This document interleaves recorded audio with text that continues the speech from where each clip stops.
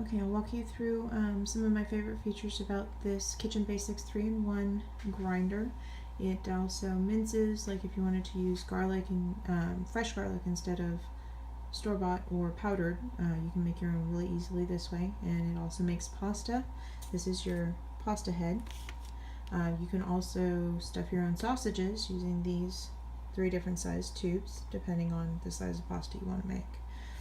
The set does come with this little instruction manual. It's very user-friendly as far as being able to understand it. It's all pictures, so it's easy to see what they're trying to get you to do.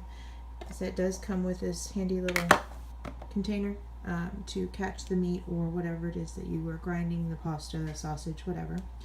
It does have 2 different cutting heads. This is the fine one, and you'd switch it out to this if you wanted a coarser ground. And this is actually the wench that assists you with locking the grinder itself, the base, down onto the counter so that it doesn't move when you're trying to grind. And I'll walk you through that in a minute. Now, one feature about this grinder that you do want to keep in mind is the length of the handle and the way it's positioned.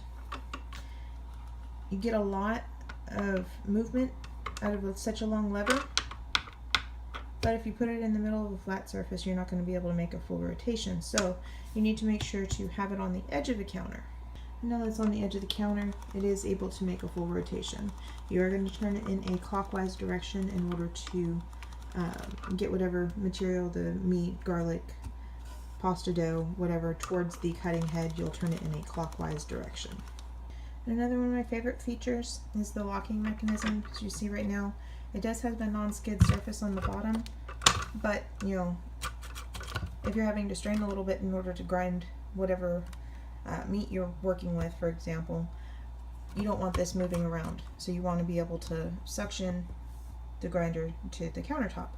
That's what you use the wench for. And it's very easy. Switch it over into the locked position.